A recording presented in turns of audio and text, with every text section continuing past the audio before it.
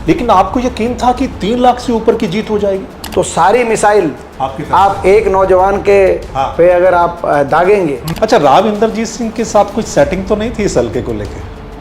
पिछली बार भी यही हुआ था। भारतीय जनता पार्टी, पूरी संपूर्ण भारतीय जनता पार्टी ने मुझे निशाने पे लिया था कि वो क्यों एक नौजवान के पीछे पड़ गए हैं। इतना बुरी तरह लूटा बीजेपी और जेजेपी ने कि अब गठबंधन टूटा तो भाजपा वाले कह रहे हैं कि दुष्यंत चौटाला के घोटालों की जांच कराएंगे और दुष्यंत चौटाला कह रहे हैं भाजपा के घोटालों के राज बताएंगे। विधानसभा चुनाव से पहले आपको लगता है कि संगठन की जरूरत है या नहीं है? उसका इन्होंने नारा दिया 75 पार, मगर वो 75 पार के हवा निकल गई। हरियाणा के कौन से बड़े 2-3 मसले हैं जो आप उठाएंगे, आपको लगता है कि ये तुरंत उठाने चाहिए जाके पार्लियामेंट? तो पहला जो मसला है वो हरियाणा के नौजवान के भविष्य का मसला है, लेकिन इस बार ब्रह्मास्त्र फेल हो गया। आगे हरियाणा में क्या होगा उसका आप अंदाजा लगाएं। अभी लोकसभा चुनाव में बीजेपी को किया हाफ, विधानसभा में कर देंगे हम साफ। तो आपने दीपेंद्र सिंह हुड्डा के मन की बात सुनी है। मन की बात से याद, आपने कभी मन की बात सुनी है प्रधानमंत्री साहब की? आपने सुनी? काफी सालों से वो मन की बात कर रहे हैं। आपने सुनी? नमस्कार, मैं आपका मित्र सर्वमित्र। मसला है, आज हमारे साथ दीपेंद्र सिंह हुड्डा साहब बैठे हैं, हम इनके साथ बातचीत करेंगे। और आपको पता है कि दीपेंद्र हुड्डा हरियाणा का ये जो अभी चुनाव हुआ है उसमें सबसे बड़ी लीड लेकर निकले हैं, यानी सबसे बड़ी जीत दीपेंद्र हुड्डा के खाते में गई है। 3,45,000 से ऊपर की जीत है। उस पर बात करते हैं, जो मौजूदा हालात हैं प्रदेश की राजनीति के उस पर बात करेंगे, लेकिन उससे पहले इस जीत पर ही बात करते हैं। दीपेंद्र, सबसे बड़ी जीत हरियाणा में, पिछली बार हालांकि आप थोड़े वोटों से रह गए थे, लेकिन इस बार इतनी बड़ी लीड और जीत, पहले नंबर की जीत हरियाणा में, कैसा लग रहा है? कि मैं अपने रोहतक लोकसभा क्षेत्र के हर व्यक्ति का मैं धन्यवाद करता हूं। मैं रोहतक लोकसभा क्षेत्र वासियों का धन्यवाद करता हूं कि इतना आशीर्वाद उन्होंने सबने मुझे दिया, और मैं यही अपने दिल में, अपनी आत्मा से मैं संकल्प में जो है कि ये इस विश्वास को, जो विश्वास उन्होंने मेरे पे व्यक्त किया है, इस विश्वास को मैं अंतिम सांस तक ठेस नहीं पहुंचने दूंगा। मैं इस विश्वास को बनाए रखूंगा। और ये मैं समझता हूं कि जो ये जीत हुई है, ये जीत से भी बड़ी बात ये है, जब हमने शुरू करा था चुनाव तो जीतने की बात आ रही थी, तब आ रही थी, मगर हमने कहा कि तब भी मैंने एक ही बात कही थी कि मैं हर वर्ग में जीतूं, हर विधानसभा क्षेत्र में जीतूं, तब उस जीत को मैं जीत मानूंगा। और उसी रूप से मैंने प्रयास किया। और आज मुझे इस बात का तो सबसे बड़ी बात मैं बात मानता हूं कि इस बात की सबसे बेहद खुशी है कि 9 के 9 विधानसभा क्षेत्रों में लोगों ने आशीर्वाद दिया, 36 बिरादरी ने आशीर्वाद दिया, हर वर्ग ने आशीर्वाद दिया। जो हमारे, जो आप अगर देखें रोहतक लोकसभा क्षेत्र के चुनाव के आंकड़े, तो जो एससी के, हमारे एससी समाज के जो बूथ हैं, एससी समाज बहुल्य बूथ हैं, लगभग 100% बूथों में वहाँ पे मुझे बढ़त मिली है। अगर आप देखें, जो सबसे बड़ा अहीर बहुल्य विधानसभा क्षेत्र है प्रदेश का, वो कोसली मेरे लोकसभा क्षेत्र में आता है, वहाँ से भी मुझे बढ़त मिली है। आप देखें, सबसे बड़ा पंजाबी समाज बहुल्य विधानसभा क्षेत्र प्रदेश का वो रोहतक है, वो भी मेरे लोकसभा क्षेत्र में आता है, रोहतक शहर, वहाँ से भी मुझे बढ़त मिली।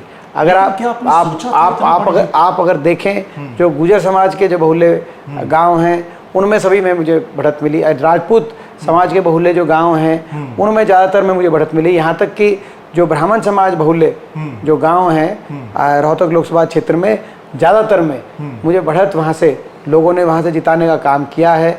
तो ये, और जो बैकवर्ड समाज है वहाँ पे उन लोगों ने मुझे आशीर्वाद दिया है। सभी 36 बिरादरी ने आपस में एक प्यार और इंसानियत की, इसको मैं जीत मानता हूँ।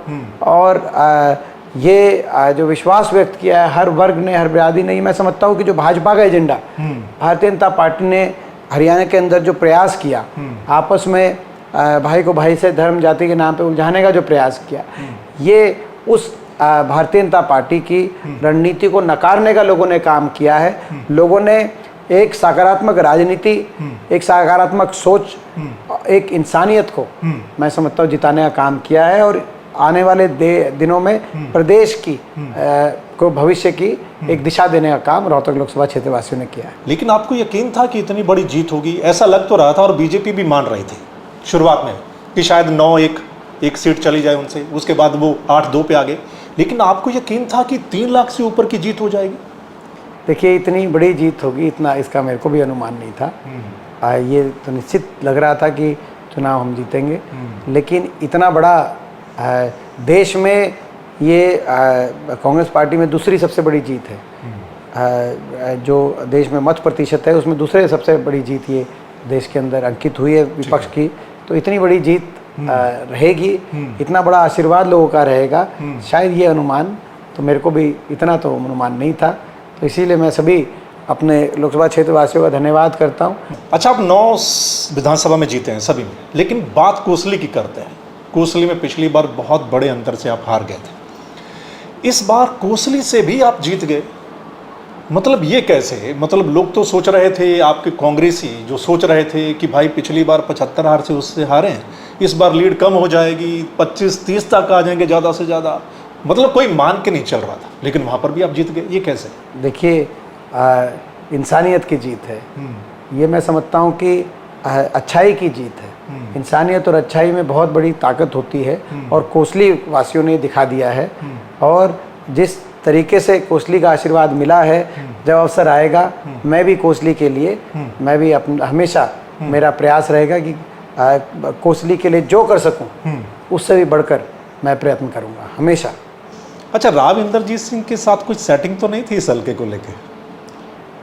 वो तो चुनाव में आए थे, वो तो चुनाव में प्रचार के लिए भारतीय जनता पार्टी के प्रचार के लिए आए थे। लेकिन जब वो आए थे ना कोसली में, तो मैंने उनको सुना, वो कह रहे थे कि कौन अपना हल्का छोड़ के आना चाहता है, मतलब जैसे उनका मन ना हो वहाँ पे आने के लिए, बीजेपी के लिए प्रचार करने के लिए। दूसरा उनका डायलॉग ये था कि सभी एक ही बंदे को टारगेट कर रहे हैं, मतलब इनडायरेक्ट आपका वो कह रहे थे, तो इस वजह से उनको सिंपत्ति मिलेगी। तो मतलब कहीं राव साहब की भी सिंपत्ति आपकी तरफ तो नहीं थी? देखिए, अब ये तो आप उन्हीं से प्रश्न पूछ सकते हैं, इसका तो जवाब राव साहब दे सकते हैं। लेकिन ये सही उन्होंने बात कही कि अगर सभी आप मिसाइल ये एक नौजवान पे आप दाग दें, सारे अब केंद्रीय नेता, तो चुनाव से पहले प्रधानमंत्री जी आए, चुनाव के दौरान 3 इनके पूर्व राष्ट्रीय अध्यक्ष अमित शाह जी, गडकरी जी, राजनाथ सिंह जी, नॉमिनेशन पे राजनाथ सिंह जी पहुँचे, और जो मौजूदा इनके अध्यक्ष है नड्डा जी, ये चारों आए। 4 प्रदेशों के मुख्यमंत्री आए। कोई ऐसा देश में प्रदेश नहीं भाजपा का जो मुख्यमंत्री जिनका कार्यक्रम रोहतक में ना लगाया हो। तो सारी मिसाइल आप एक नौजवान के पे अगर आप दागेंगे तो मैं समझता हूँ कि जनता भी समझेगी कि क्यों रोकना चाह रहे हैं इनको। पिछली बार भी यही हुआ था, भारतीय जनता पार्टी, पूरी संपूर्ण भारतीय जनता पार्टी ने मुझे निशाने पे लिया था, और इस बार भी संपूर्ण भारतीय जनता पार्टी मुझे निशाने पे रख रही थी। तो इसके पीछे तो भारतीय जनता पार्टी की जो मंशा है वो लोगों को समझ में आती है कि वो क्यों एक नौजवान के पीछे पड़ गए हैं। मैं भी कोसली में रिपोर्ट करने गया, मैंने 2 रिपोर्ट वहाँ से की, तो मुझे पता चल गया कि इस बार मामला जो है ना वो उलटफेर वाला है, यहाँ पे बदलाव लोग चाहते हैं। अच्छा, उसके बाद जो भी मेरे से फ़ोन करके कांग्रेसी ज़्यादा पूछते थे कि भाई कोसली में क्या रहेगा, तो मैं कहता था कि भाई उलटफेर हो सकता, तो वो मानते नहीं थे, बोले ना भाई ऐसा नहीं हो सकता। मुझे विश्वास था, है ना, पहले दिन से ही मुझे विश्वास था, क्योंकि मैं जाता था तो कोसली में यही चर्चा होती थी कि भाई कैंडिडेट के रूप में तो दीपेंद्र बढ़िया है, अरविंद शर्मा जी तो आए ही नहीं, धन्यवाद दौरे भी नहीं आए, और कहते हैं दीपेंद्र जी तो हारने के बाद भी सुख दुख में भी शामिल रहे और पहले भी जो कर सकते थे उन्होंने किया। मगर वहाँ पे थोड़ा भारतीय जनता पार्टी या केंद्रीय नेतृत्व का भी प्रभाव था, तो कुछ लोग उस फैक्टर को भी देख रहे थे। लेकिन मैं समझता हूँ कि जैसे मैंने कहा कि भाई इंसानियत में और अच्छाई में बहुत बड़ी ताकत होती है, वो हर बंधन को तोड़ती है। इंसानियत और अच्छाई हर बंधन को तोड़ती है। कोसली विधानसभा क्षेत्र ने हर बंधन को, हर बात से ऊपर उठ के मेरा जो साथ दिया, मुझे आशीर्वाद दिया है, मैं भी जीवन भर हमेशा उस आशीर्वाद के बोझ को अपनी आत्मा पे मानते हुए कोसली के लिए हर बात को दर्दनाक कर कोसली के लिए हमेशा मैं खड़ा रहूँगा, ऐसा मेरा मानना है। अच्छा दीपेंद्र, लोकसभा का चुनाव हो गया, निपट गया है, अब काउंटडाउन विधानसभा का शुरू हो गया। हरियाणा में अभी से ही चर्चा होने लगी है कि लोकसभा में मामला 50-50 का रहा है और अब विधानसभा में। लोकसभा की बात करें तो मामला 50-50, 5-5 सीटें, और आप 90 में से 46 सीटों पर आगे रहे हैं और बीजेपी 44 पर, मतलब वहाँ पर भी मामला कांटे का है। तो अभी आगे क्या देख रहे हैं आप विधानसभा चुनाव के लिए, आपको क्या लग रहा है फिलहाल? निश्चित तौर से कांग्रेस की सरकार आएगी, बड़े बहुमत के साथ, कांग्रेस प्रचंड बहुमत के साथ। आप ये देखें, मैं 2-3 बातें आपको बताना चाहता हूँ। कांग्रेस पार्टी का जो प्रदर्शन रहा है ऐतिहासिक रहा, हरियाणा में करारी हार है ये भाजपा की। क्योंकि अगर देश के विपक्ष में देखें, पूरे संपूर्ण विपक्ष, तो सबसे ज़्यादा वोट प्रतिशत, मत प्रतिशत अगर कहीं मिला है पूरे देश में के विपक्ष को तो इंडिया गठबंधन, तो हरियाणा में 48% वोट हमें मिला है लगभग। ठीक है। ना तो तमिलनाडु में मिला, ना केरल में मिला, ना कर्नाटक में मिला, ना तेलंगाना में मिला। ठीक है। यानी कि जो कहते थे उत्तर बनाम दक्षिण, उनको भी ये जवाब मिला है। उत्तर भारत के हरियाणा में देश में सबसे ज़्यादा विपक्ष को अगर वोट मिला है तो यहाँ मिला है। ठीक है। उसके बाद आप देखें, सबसे ज़्यादा वोट शेयर में अगर जंप ऐतिहासिक, किसी चुनाव में 20% स्विंग नहीं होता, मगर 20% स्विंग अगर हुआ है तो 19 के चुनाव के मुकाबले में 24 के चुनाव में कांग्रेस पार्टी को 20%, तब हमारे 28% वोट आई थी। ठीक है। अब लगभग 48%, 20% का इजाफा, ये अपने आप में ऐतिहासिक है। उसके बाद आप देखें 10 की 10 लोकसभा क्षेत्रों में, हर लोकसभा क्षेत्र में कांग्रेस का मत प्रतिशत बढ़ा है और भारतीय जनता पार्टी का मत प्रतिशत घटा है। और आप लोकसभा से भी आगे निकल जाए, 90 की 90 विधानसभा सीटों पर, 90 की 90 विधानसभा सीटों कांग्रेस का मत प्रतिशत बढ़ा है और भारतीय जनता पार्टी का मत प्रतिशत 2019 के मुकाबले में गिरा है। ठीक है। ये 90 की 90 विधानसभा सीट कोई किसी क्षेत्र में थी, किसी में क्या जातीय समीकरण थे, कोई क्या, सब बातों से ऊपर उठ के एक ट्रेंड लोगों ने साथ दिखा दिया है कि हरियाणा में लोग बदलाव चाहते हैं और भारतीय जनता पार्टी का ग्राफ हरियाणा में जबरदस्त रूप से गिरा है।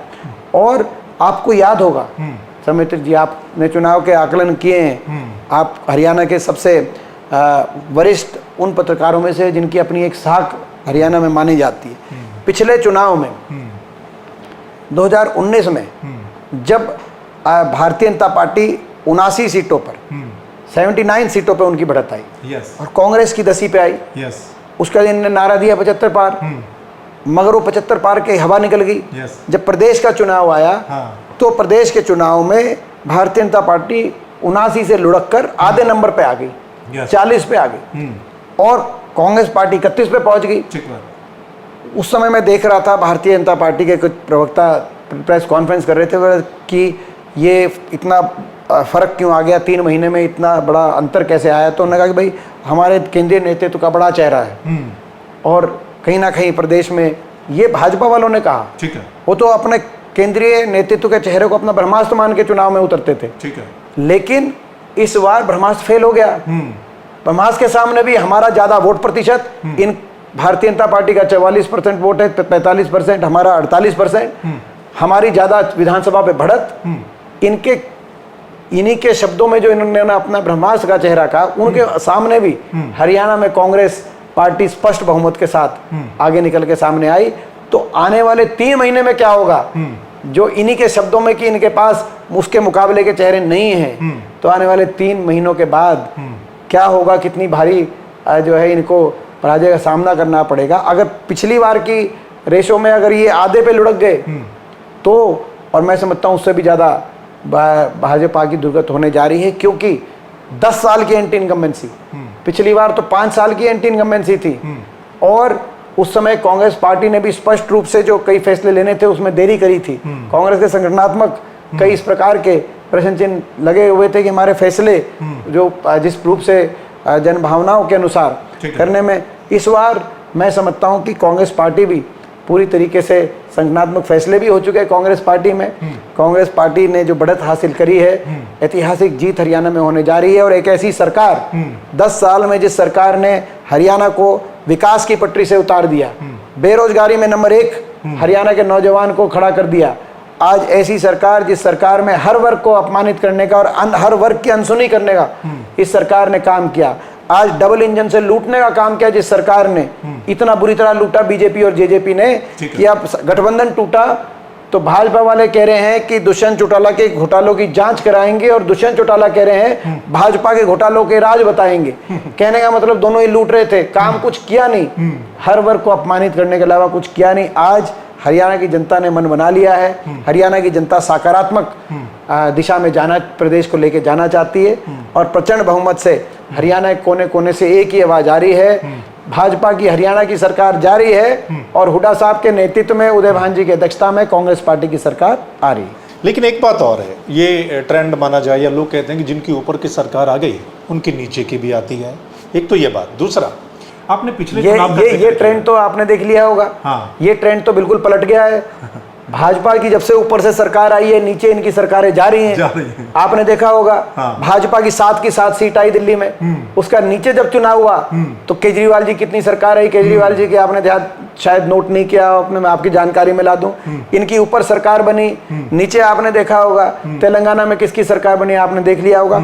4 की 4 सीट इनकी हिमाचल प्रदेश में आई, मगर नीचे जब बात आई तो कांग्रेस पार्टी की सरकार, सुखविंदर सिंह सुक्खू जी के नेतृत्व में कांग्रेस पार्टी की सरकार बनी। आपने देखा होगा कर्नाटक के अंदर इनकी सारी सरकारें, सारी सीटें आई पिछली बार, और उसके बाद जब चुनाव हुआ कर्नाटक में सिद्धारमैया जी के नेतृत्व में कांग्रेस पार्टी की सरकार बनी। कहने का मतलब ये है, देश में भाजपा की नीचे, प्रदेश में तो इनकी सरकारें उस रफ्तार से नहीं बन रही थी जितना इनका बहुमत ऊपर मिल रहा था। अब तो ऊपर भी लोगों ने, केंद्र के अंदर भी मैं समझता हूँ लोगों ने एक संतुलन बनाने का काम किया, आपके सामने है। और हरियाणा में तो केंद्र के अंदर जो चुनाव, जो लोकसभा के चुनाव है, उसमें भी भाजपा को हराने का काम किया है। आगे हरियाणा में क्या होगा उसका आप अंदाजा लगाएं। तो मतलब आपके हिसाब से ये हरियाणा में ट्रेंड चेंज होगा। पिछले चुनाव का आपने जिक्र किया, सब लोग 75 पार कह रहे थे, हालांकि मैंने उस समय भी इनको 40 सीटें ही दी थी, अगर आप मेरा प्री पोल भी देखें या पोस्ट पोल भी देखें, और कांग्रेस को मैंने 30-31 दी थी। पिछली बार जो टिकटों का वितरण हुआ दीपेंद्र, अगर आप सही कर देते तो मेरे को लगता है पिछली बार भी आप सरकार बना लेते, मुझे ऐसा लगता है, क्योंकि कई जो लोग थे उनको टिकटें आपने दी नहीं। ये मैंने बातों मैंने अभी कहा एक बात आपको, कि संगठनात्मक कई कांग्रेस पार्टी द्वारा जो है, कई हम भी जब आत्ममंथन करें, जब पिछली बार सरकार नहीं बन पाई तो कांग्रेस पार्टी भी आत्ममंथन करती है, हमारा शीर्ष नेतृत्व भी आत्ममंथन, और मैं समझता हूँ कि ये बात आई कई बार पार्टी के फोरम्स पे कि भाई टिकट वितरण जो है पिछली बार जितना सही होना चाहिए था, जनभावनाओं के अनुसार होना चाहिए था, कहीं ना कहीं कोई कमी रही थी। हाँ, क्योंकि कांग्रेस की तरफ से मिली नहीं, वो कोई बीजेपी में चला गया, कोई कहाँ जेजेपी में चला गया, तो वहाँ से जीत गए। इस बार आपको लगता है उस पर वर्क किया जाएगा? मुझे पूरा विश्वास है। इस बार जो है आपने देखा होगा लोकसभा चुनाव में भी टिकट वितरण की कांग्रेस की पूरी सराहना हुई। यही कारण है कि हर सीट पे 10 की 10 लोकसभा सीट पे आप 5 पे जीते हैं, लेकिन 10 की 10 लोकसभा सीट पर रिकॉर्ड इजाफा कांग्रेस के मत में हुआ है, यानी कि हर सीट पे मुकाबला हुआ है। ये एक मैं समझता हूँ कि कहीं ना कहीं इसी बात का संकेत है कि टिकट वितरण जो है, इसमें टिकट वितरण केंद्रीय नेतृत्व ने जिस प्रकार से टिकट वितरण किया, लोगों के अंदर उसकी अच्छी चर्चा रही, और अब भी विधानसभा चुनाव में मुझे विश्वास है टिकट वितरण अच्छा। आपने कहा लोकसभा में टिकट वितरण सही रहा, मतलब लोग भी कहीं ना कहीं मान रहे थे कि इस बार कांग्रेस ने ठीक कैंडिडेट दे दिए हैं बीजेपी के मुकाबले, और 5 सीटें आपको आ गई। लेकिन हरियाणा की ही कांग्रेस नेता कुमारी सैलजा कहती हैं कि टिकट वितरण सही नहीं हुआ। वो सीधा सीधा हुड्डा साहब पर बोलती हैं कि अगर टिकट वितरण सही हो जाता तो 10 की 10 सीट हम जीत सकते थे। वो पर्टिकुलर बताती हैं कि भिवानी में अगर श्रुति चौधरी को मिलती वो जीतते, अच्छा हिसार में चंद्रमोहन को मिलती तो वो लाखों से जीतते। वो कहते हैं कि सोनीपत में कम जीत रही। वो कहते हैं कि जो करनाल में 2 सीटें हैं उन पर ज़्यादा फोकस नहीं किया गया। तो मतलब सीधा सीधा जो आप कह रहे हैं टिकट वितरण ठीक हुआ, वो कहती हैं टिकट वितरण ठीक नहीं हुआ। तो इसको कैसे देखें? तो आप उन्हीं से पूछिए, इस बारे में तो वही जानकारी दे सकते हैं कि भाई इस तरह की चर्चा जो है के बारे में वही जानकारी दे सकते हैं। दीपेंद्र, ये लोग मतलब ये जो अब बयान सामने आ रहे हैं, ऐसे बयान क्यों आ रहे हैं? मैं ये जानना चाहता हूँ कि जब 10 साल पहले की अगर हम बात करते हैं, जब हुड्डा साहब को मुख्यमंत्री बनाया गया था, तो कहीं ना कहीं ये सारे नेता यूनाइटेड इकट्ठे दिखाई देते थे, सुनाई भी देते थे। वो कहते हैं कि हमने ये जो आप बता रहे हो ना, इससे ज़्यादा तो भाजपा में आ रहे हैं बयान। भीतरघात की ज़्यादा तो FIR बीजेपी के दफ्तर में कटी है, आप चेक करो। हर सीट पे आपके नेता भी बोल रहे हैं। खुल के बोल रहे हैं। हाँ। और कहाँ किसने मदद करी नहीं करी, भीतरघात की जो सारी बातें आ रही हैं उसकी ज़्यादा FIR भाजपा के दफ्तर पे काटी जा रही हैं। तो मैं समझता हूँ कि कांग्रेस में मेरा मानना है कि कोई भीतरघात की कोई बात हुई नहीं। कांग्रेस में लगभग सभी कांग्रेस जिन्होंने मिलजुल के चुनाव बड़ी मजबूती से लड़ा, नहीं तो 48% वोट 84 के बाद अब आई, बीच में क्यों नहीं आई? 84 अब 48% वोट कांग्रेस पार्टी की आई। इतना बड़ा बहुमत कांग्रेस पार्टी के पक्ष में रहा। और ये भी मैं बता दूं कि जो सारी जो स्टेट्स हैं जहाँ पे बीजेपी से सीधा मुकाबला था कांग्रेस का पूरे देश में, कांग्रेस और बीजेपी पे, अकेली हरियाणा एक ऐसी सीट है जहाँ बीजेपी को हाफ पे हम लेके आने का हमने काम किया। तो हमारी जीत भी ज़्यादातर सीटों पे हुई। तो कहीं ना कहीं टिकट वितरण अच्छा रहा होगा, तभी देश में सबसे अच्छा प्रदर्शन यहाँ रहा है।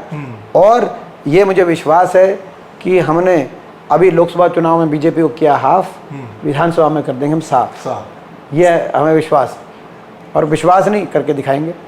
ऐसा लग रहा है दीपेंद्र, लोग चुनाव लड़ रहे थे कि बीजेपी उनको पसंद नहीं है, कुछ चेहरे उनको पसंद नहीं है, लोग अपने आप सामने आ रहे ये लोगों ने चुनाव लड़ा, मैं मानता हूँ इस बात, है ना? मैं मानता हूँ। और इसीलिए मैंने अपना, जब मेरी जीत हुई तो मैंने अपने लोकसभा क्षेत्र वासियों के को ये जीत समर्पित करी और अपने कार्यकर्ताओं को जीत समर्पित करी। मैं तो केवल एक, मैं मानता हूँ कि भाई मैं तो नामित था एक उम्मीदवार, मगर चुनाव अगर लड़ने का काम किया तो हमारे कार्यकर्ताओं ने लड़ने का काम किया, हमारे लोगों ने लड़ने का काम किया। और मैं समझता हूँ ये उन्हीं को समर्पित। आपने कहा गुटबाजी नहीं है, कांग्रेस के किसी भी नेता से बात करें तो वो कहते नहीं है कि गुटबाजी है हमारे अंदर, लेकिन पिछले कितने सालों से आपका संगठन नहीं बना, उसके पीछे वजह यही है। संगठन क्यों नहीं बना और क्या अब बन जाएगा आपको लगता है? देखिए, मैंने पहले भी कहा था कि भाजपा वाले कहते थे कि कांग्रेस का संगठन ही नहीं है, और हमारे तो पन्ना प्रमुख हैं, और हमने कहा था इनके तो पन्नों तक ही हैं वो प्रमुख। हमारे घर घर में संगठन है, और जब मत प्रतिशत आएगी, जब वोट आएगी, रिजल्ट आएगा, आपको दिख जाएगा। संगठन नहीं है तो देश में सबसे बड़ा परफॉर्मेंस हरियाणा में ऐसे ही नहीं हुआ, आप समझ सकते हैं। तो संगठन हमारा है। और कितने आप अगर आप कांग्रेस का देखें, कांग्रेस शीर्ष नेतृत्व सही समय पे सही फैसले लेता है, ठीक है, और जब जरूरत होती है उस रूप से मैं समझता हूँ संगठन के अंदर अलग अलग पदाधिकारी नियुक्त किए जाते हैं जब कांग्रेस पार्टी को लगता है इसका फायदा है। लेकिन चुनाव से पहले, विधानसभा चुनाव से पहले आपको लगता है कि संगठन की जरूरत है या नहीं है? क्योंकि हर पार्टी का कार्यकर्ता, नेता चाहता है कि उसको कोई जिम्मेदारी मिले। जिम्मेदारी मिलेगी तो और ज़्यादा शायद इंथुजियाज्म से वो काम करेगा, लोगों के बीच में जाएगा। तो क्या लगता है आपको? तो मैं समझता हूँ कि ये इसका जैसे जैसे अब जो है इसका हम आकलन करके अपने तरीके से संगठन में विस्तार जब करने की आवश्यकता होगी, कांग्रेस का शीर्ष नेतृत्व करेगा। अच्छा दीपेंद्र, आप पांचवी बार पहुंच रहे हैं? पांचवी बार, चौथी बार लोकसभा में, हाँ, और 5वीं बार संसद में। हरियाणा के कौन से बड़े 2-3 मसले हैं जो आप उठाएंगे, आपको लगता है कि ये तुरंत उठाने चाहिए जाके पार्लियामेंट? देखिए, एक तो ये सही है कि मैं 5वीं बार पहुंच रहा हूं, और कहते हैं, मगर मैं अभी मेरी 46 साल आयु है, तो मैं समझता हूँ सौभाग्यशाली मानता हूँ कि 40 साल की आयु में शायद देश में किसी को इतना अवसर, बहुत बड़ी बात है। हाँ, कितने किसी को मिला है कि नहीं मिला है, लेकिन मैं समझता हूँ ये एक बहुत बड़ी बात है। हाँ। लेकिन मैं 40 साल का हूँ तो नौजवान हूँ, तो सबसे पहला जो मुद्दा है वो हरियाणा के नौजवान के भविष्य का मुद्दा, ठीक है, जो है वो आज देश में सबसे ज़्यादा बेरोजगारी हरियाणा का नौजवान डिजर्व नहीं करता। ठीक बात। देश में ऐसी परिस्थिति बन गई हरियाणा प्रदेश में कि हरियाणा का नौजवान कई जिलों में तो ऐसी स्थिति आ गई कि बाहर विदेश की तरफ अपना भविष्य देख रहा है। अपना जो है पटाखे बजना आपने सुना होगा। दुर्भाग्य की बात है कि अपनी जान हथेली पर रख के पनामा के जंगलों के रास्ते अपना जो नौजवान देश के बॉर्डर पे जाके देश की रक्षा करने की बात करता था, वो अमेरिका के बॉर्डर को क्रॉस करके अपने भविष्य को बनाने की बात करता है। अग्निवीर आ गया, योजना आ गई, आपने देखा। तो जो नौजवान आज कहीं पलायन की बात चल रही है, ठीक है, देश में सबसे ज़्यादा नशे में अगर वृद्धि हुई है, नशे के मामले में ओवरडोज के केस आए तो पंजाब से ज़्यादा हरियाणा के अंदर आ रहे हैं। आज कहीं नौजवान डिप्रेशन की तरफ, कहीं नौजवान आज अपराध के अंदर दोबारा से हरियाणा का नाम आ गया। ठीक है। बड़े बड़े गैंग बन गए, अंडर एज शूटर, जितने गैंग्स बने उनमें अंडर एज शूटर कहाँ से आ रहे हैं? हरियाणा प्रदेश के। ये ऐसी स्थिति बन गई क्योंकि 10 साल की सरकार ने ना तो प्राइवेट सेक्टर के अंदर इन्वेस्टमेंट ये सरकार लेके आ पाई, ठीक है। ना निवेश हुआ, ना कोई औद्योगिक क्षेत्र एक भी नया नहीं लगा 10 साल में। आप अंदाजा लगाएं, 10 साल में एक औद्योगिक क्षेत्र नहीं, ना प्राइवेट और गवर्नमेंट सेक्टर के अंदर रोजगार दिया ही नहीं। ज़्यादातर या तो पद समाप्त कर दिए गए, जो सरकारी पदों को समाप्त करने की नीति पे सरकार चल रही है। केंद्र में भी और हरियाणा प्रदेश में भी 2 लाख सरकारी पद समाप्त कर दिए, खाली पड़े हैं। आपने देखा कोई भर्ती निकाली नहीं गई, जो भर्ती निकाली गई जो है उसका राजनीतिकरण किया गया। 2019 के चुनाव से जस्ट पहले ग्रुप डी की एक भर्ती निकाल दी, उसी भर्ती के आधार पर इन्होंने जो है अपना चुनाव लड़ने का काम किया, 2019 का चुनाव। और उसमें जो है ओवर क्वालिफाइड लोगों को ग्रुप डी में लगा दिया गया। लोग ज़्यादातर जो है बच्चे उसके बाद उन्होंने या तो ज्वाइन नहीं कराया, छोड़ के चले गए, वो दोबारा से ग्रुप डी की वैकेंसीज आ गई। 5 साल तक वही ग्रुप डी की वैकेंसी दोबारा CD लेके ये लोग आए। बड़ी भर्ती जो निकली थोड़ी बहुत, 22 के करीब पेपर लीक के मामले सामने आए। बाकी और जो है भर्ती घोटाले सामने आए, 30 से ज़्यादा भर्ती घोटाले सरकार के अंदर हुए हैं, आपके सामने है। ज़्यादातर भर्ती तो हो नहीं पाई, जो हुई उसमें हरियाणा से ज़्यादा हरियाणा के बाहर के बच्चे लग गए हरियाणा के अंदर। पहली बार ये हुआ हरियाणा प्रदेश बनने के बाद, हरियाणा के बच्चों को कोई दूसरा प्रदेश भी नहीं लगा रहा। और हरियाणा की सरकार के में जो जितनी भर्तियां निकली आज, उसमें मैं समझता हूँ इसमें भी देश में रिकॉर्ड बनाने का काम इस सरकार ने, मौजूदा सरकार ने किया। ऐसी स्थिति हरियाणा के नौजवान के सामने आ गई कि मैं आज बाहर जाके मिल के आया। आप इस बात को लाइटली ले रहे हैं कि मसले, मैं मिल के आया अमेरिका के अंदर, निराशा की अति, ऐसी निराशा की यहाँ तो हरियाणा में तो मिलेगी नौकरी, बिल्कुल हरियाणा में तो कोई नौकरी मिलेगी नहीं, हरियाणा के अंदर कोई भविष्य का साधन है ही नहीं। तभी अपनी जान जोखिम में जाके कौन जाए मजदूरी करने, मत जा रहे हैं हरियाणा के नौजवान। ये स्थिति आज हरियाणा में आ गई। तो पहला जो मसला है वो हरियाणा के नौजवान के भविष्य का मसला है। हरियाणा के नौजवान को अच्छा भविष्य मिले, उनका उज्जवल रोजगार मिले, ये एक सबसे बड़ा मसला है। और जो हरियाणा, मैंने जैसे कहा कि हरियाणा तो ग्रोथ कॉरिडोर बन सकता था, देश का विकसित सबसे प्रदेश बनने की हरियाणा में मैं समझता हूँ कि हरियाणा के पास चांस है, लेकिन वो सकारात्मक राजनीति से हो पाएगा। अगर नकारात्मक राजनीति करके आपको केवल राजनीति के लिए राजनीति करनी है, लोगों को धर्म जाति पे बांटने का आपको प्रयास करना है, तो हरियाणा आगे नहीं बढ़ पाएगा। तो ये मुद्दे हैं हरियाणा को आगे लेके जाने के, हरियाणा के नौजवान को उज्जवल भविष्य देने के मुद्दे हैं। ये मुद्दे हैं, इन मुद्दों को लेके आगे लड़ाई लड़ेंगे। तो आपने दीपेंद्र सिंह हुड्डा के मन की बात सुनी है। मन की बात से याद, आपने कभी मन की बात सुनी है प्रधानमंत्री साहब की? आपने सुनी है? काफ़ी सालों से वो मन की बात कर रहे थे। आपने सुनी है? तो आपने सुना दीपेंद्र सिंह हुड्डा को। हमने हर मसले पे बातचीत की है, इस लोकसभा चुनाव पर भी बात की है और आगे विधानसभा का चुनाव आने वाला है उस पर भी बात की है। आपने इस पूरी बातचीत को सुना, इस पर आप अपनी राय जरूर दीजिएगा। जो भी दीपेंद्र सिंह हुड्डा ने बोला है उस पर कमेंट करके आप राय दे सकते हैं। शेयर करेंगे तो तमाम लोगों तक ये पहुंचेगा मसला, वो राय दे पाएंगे। चलिए फिर मिलते हैं अगले मसले के साथ, तब तक के लिए नमस्कार, आदाब, सत श्री अकाल, राम राम।